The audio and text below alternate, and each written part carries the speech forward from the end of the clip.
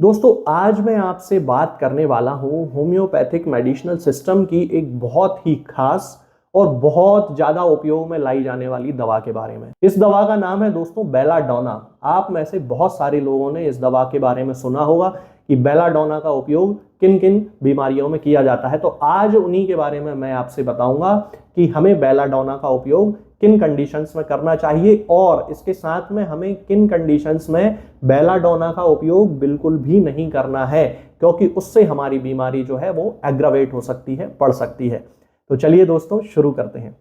सबसे पहली कंडीशन जो कि बेलाडोना का इंडिकेटिव सिम्टम है वो ये है कि कोई भी बीमारी बिल्कुल एकदम अचानक से आती है और बहुत तेजी के साथ बढ़ती है। जैसे कि कल रात तक बिल्कुल सब कुछ ठीक था, सुबह सो के उठे और बहुत तेज फीवर है। किसी भी पेशेंट को बहुत तेज अचानक से फीवर आ गया। हमारे घर परिवार में लोग कहते हैं कि रात में तो अच्छे सोए थे, सुबह सोकर उठे और एकदम से बहुत तेज बुखार आया। बच्चा रात में बहुत अच्छा सोया था और सुबह देखा तो पूरा शरीर उसका तप रहा था, बहुत ज्यादा गर्म हो रहा था। इस कंडीशन में यदि उस व्यक्ति को, उस पेशेंट को, उस बच्चे को फीवर है, एकदम से फीवर आया और अचानक से फीवर बहुत तेज हो गया, तब इस तरह के सडन ऑनसेट ऑफ डिसीज जिसे कहते हैं, अचानक से आने वाली समस्या, अचानक से आने वाली बीमारी में हमेशा हमें बेलाडोना का उपयोग करना है। अब हमें बुखार के वे केसेस जो अचानक आते हैं उनमें इसका उपयोग करना है, ना कि वे केसेस जो धीरे धीरे बहुत ज्यादा बढ़ते हैं। मैंने देखा है कि बहुत सारे फिजिशियंस टाइफाइड के केस में बेलाडोना का उपयोग करते हैं। हमें टाइफाइड में बेलाडोना का उपयोग नहीं करना है, क्योंकि बेलाडोना का सिम्टम अचानक आता है, जबकि टाइफाइड सभी लोग बहुत अच्छे से जानते हैं कि टाइफाइड जो है वो धीरे धीरे डेवलप होने वाली बीमारी है। 7 दिन, 8 दिन, 10 दिन, 15 दिन, इस तरह से धीरे धीरे उसकी बीमारी बढ़ती है। तो हमें इस कंडीशन में बेलाडोना का उपयोग नहीं करना है। वे बुखार जो कि अचानक से आते हैं, जैसे मान लीजिए कि आप बारिश में भीग गए, आप बारिश का मौसम अभी चल रहा है, बारिश में आप भीग गए और रात में आप अच्छे सोए थे, सुबह अचानक से बुखार आ गया, तो पहली अवस्था में हमें बेलाडोना का उपयोग करना चाहिए। अब इसका जो फीवर होता है दोस्तों वो बहुत ज्यादा तेज फीवर होता है। यदि हम उस पेशेंट को टच करते हैं, छूने की कोशिश करते हैं, तो एकदम से हमें अपना हाथ हटाना पड़ता है, क्योंकि उसका शरीर बहुत ज्यादा तेज बुखार के साथ जल रहा होता है। 102 103 डिग्री का बुखार होता है। तब उस कंडीशन में हमें बेलाडोना का उपयोग करना है। इसके बाद इसका दूसरा सिम्टम होता है कि जब भी किसी व्यक्ति को बेलाडोना की जरूरत है तो आप देखेंगे कि उसकी बॉडी में, उसके चेहरे पे, उसके शरीर पे एक फॉल्स प्लीथोरा डेवलप हो गया है। फॉल्स प्लीथोरा का मतलब कि उसका जो शरीर है वो अननेसेसरी रूप से, बिना किसी कारण के लाल पड़ने लगा है। जैसे कि उसके शरीर में अचानक से लालपन बढ़ गया, खून उसका बढ़ गया हो, तो उसका चेहरा आप देखेंगे तो एकदम से लाल लाल आपको लगेगा, हाथ पैर देखेंगे तो आपको लाल लाल लगेगा। तो ये बहुत ही क्लियर कट इंडिकेशन है कि हमें इस स्थिति में बेलाडोना का उपयोग जरूर करना चाहिए, यदि उसकी बीमारी अचानक से आई है तो। इसके अलावा जैसा कि आपने देखा होगा, बहुत सारे लोग होते हैं जो कि कुछ खट्टा खा लेते हैं, जैसे पानी पूरी बहुत सारे लोगों को पसंद होती है, या इमली की चटनी उन्होंने खा ली, या फिर कोई भी नींबू का पानी उन्होंने पी लिया। रात में उन्होंने पानी पूरी खाई और सुबह अचानक से उनके जो टॉन्सिल्स होते हैं वो बहुत ज्यादा फूल जाते हैं, इन्फ्लेमेशन हो जाता है, उनको टॉन्सिलाइटिस हो जाता है। तब उस कंडीशन में उन्हें गले में बहुत ज्यादा दर्द होता है और उन्हें बुखार भी आ जाता है। तो ये भी एक सडन ऑनसेट ऑफ डिसीज है कि रात को उन्होंने पानी पूरी खाई या नींबू पानी पिया या कुछ भी खट्टी चीज खाई, रात तक तो वो बिल्कुल ठीक थे और अचानक से उनको सुबह सुबह टॉन्सिलाइटिस हो गया, गले में बहुत ज्यादा दर्द होने लगा और उनका पूरा शरीर जो है वो बुखार से तपने लगा, गर्म होने लगा और शरीर लाल पड़ने लगा। तो टॉन्सिलाइटिस के केसेस में भी हम बेलाडोना का उपयोग बड़ी आसानी से कर सकते हैं। इसके अलावा दोस्तों आजकल एक बीमारी बहुत तेजी से हमारे देश में फैल रही है, कंजंक्टिवाइटिस, यानी कि आई फ्लू। तो आई फ्लू के केसेस भी ठीक इसी तरह के होते हैं कि अचानक से उनकी आंखें आने लगती हैं, एक सडन ऑनसेट होता है आई फ्लू का।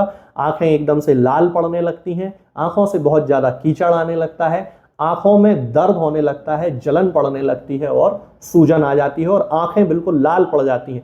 तो ये सभी सिम्टम बेलाडोना को इंडिकेट करते हैं। तब उस कंडीशन में हम बेलाडोना का उपयोग भी कंजंक्टिवाइटिस के केसेस में कर सकते हैं। इसके अलावा दोस्तों गठिया के वे केसेस जो कि ठंड के मौसम में अचानक से बढ़ जाते हैं, जैसे कि रात में पेशेंट सोया था, ठंड एकदम से बढ़ गई, रात का मौसम था, ठंड अचानक बढ़ी और सुबह सुबह उसे गठिया का दर्द होने लगा।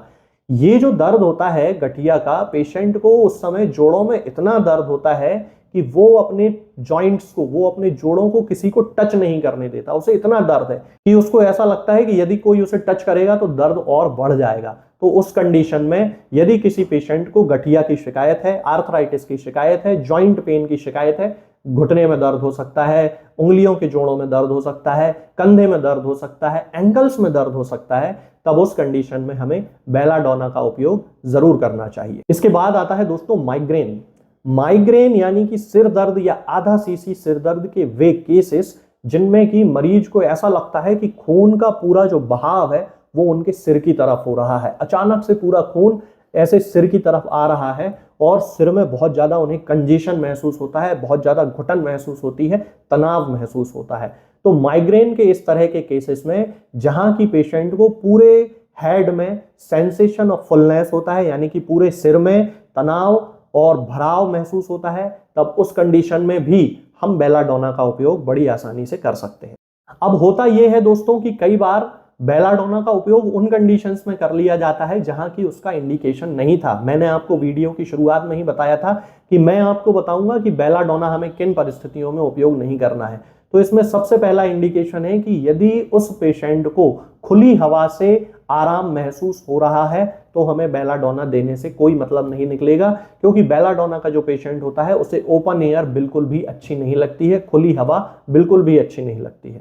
इसके अलावा दोस्तों बेलाडोना के पेशेंट जब भी बीमार होते हैं तब उनके सारे सेंसेशंस बहुत ज्यादा हाइपर एक्टिव कंडीशन में पहुंच जाते हैं, यानी कि कानों से सुनना उन्हें बिल्कुल अच्छा नहीं लगता, थोड़ा सा भी शोर होता है और वो डिस्टर्ब होने लगते हैं, थोड़ी सी भी लाइट उनके चेहरे पे पड़ती है और वो डिस्टर्ब होने लगते हैं। जैसे कि कंजंक्टिवाइटिस के केसेस में आप लोग देख रहे हैं सभी काला चश्मा लगाने की आपको सलाह देते हैं, क्योंकि काला चश्मा लगाने से रोशनी एकदम से आंखों में नहीं पड़ती। तो ये यदि एग्रावेशन हो रहा है तो भी बेलाडोना का एक सिम्टम है कि प्रकाश से यानी कि लाइट से उस पेशेंट को एग्रावेशन होता है, तब उस कंडीशन में भी हमें नहीं करना है। अच्छा, पेशेंट की बॉडी भी ओवर सेंसिटिव है, स्किन भी ओवर सेंसिटिव है, तो जैसा मैंने आपको बताया कि उसको अगर हम टच करते हैं तो उसका एग्रावेशन होता है। तो ये जो सारे सिम्टम्स हैं ये हमें बेलाडोना की ओर इंडिकेट करते हैं कि यदि ये सिम्टम किसी पेशेंट में पाए जाते हैं तो हम उसको बेलाडोना दे सकते हैं। अब यदि हम इसकी पोटेंसी की बात करते हैं तो बेलाडोना की सबसे अच्छी शुरुआत हमेशा 30 पोटेंसी से करनी चाहिए। 30 पोटेंसी की 2-2 बूंद दिन में 3 बार सुबह दोपहर शाम सीधे जीभ पे रख के पेशेंट को हम दे सकते हैं। उससे जो सिम्टम्स हैं, जो उसकी बीमारियां हैं, जो उसकी समस्याएं हैं वो धीरे धीरे ठीक होने लगती हैं। तो खास तौर से यदि देखा जाए तो बेलाडोना जो है वो एक्यूट कंडीशंस की मेडिसिन है कि यदि कोई सडन ऑनसेट वाली बीमारी है तब उस कंडीशन में हमें बेलाडोना का उपयोग करना है। इसके अलावा हम 200 पोटेंसी का भी उपयोग कर सकते हैं, 1 M पोटेंसी का भी उपयोग कर सकते हैं, लेकिन उन अवस्थाओं में हमें सबसे पहले डॉक्टर्स से कंसल्ट करना चाहिए, क्योंकि ऐसे बहुत सारे केसेस होते हैं जहां पे हाई पोटेंसीज एग्रावेट करती हैं। तो एक डॉक्टर इन चीजों को समझ सकता है कि हमें कब 200 पोटेंसी का उपयोग करना है और कब 1 M या 10 M पोटेंसी का उपयोग करना है। तो ये जो बेलाडोना है ये आपको किसी भी होम्योपैथिक मेडिकल स्टोर पे बड़ी आसानी से मिल जाएगी, किसी भी होम्योपैथिक फार्मेसी से आप मंगा सकते हैं, ऑनलाइन किसी प्लेटफॉर्म से भी आप मंगा सकते हैं। लेकिन मैं किसी भी पेशेंट को ना ही कोई दवा बेचता हूं और ना ही भेजता हूं, ये मैं अपने हर वीडियो में आपको बताता हूं, क्योंकि आप लोग बहुत सारे मैसेज करते हैं हमारे ऑफिस में कि हमें ये दवा चाहिए, आप हमें भेज दीजिए। मैं केवल एक कंसल्टेंट फिजिशियन हूं, मेरी कोई फार्मेसी नहीं है। हालांकि बहुत सारे डॉक्टर्स अपने क्लिनिक से दवाएं भेजते हैं, लेकिन मैं ये चाहता हूं कि मैं अपने हर पेशेंट को जो है वो प्रिस्क्रिप्शन दूं, ताकि उसके पास ये जानकारी रहे कि उसे क्या दवाएं दी जा रही हैं। तो ये आप ऑनलाइन मंगा सकते हैं। आज के इस वीडियो में फिलहाल इतना ही। आगे के वीडियोस में मैं आपसे बात करूंगा कुछ नई बीमारियों और उनकी होम्योपैथिक दवाओं के बारे में। तब तक के लिए जय हिंद, जय भारत।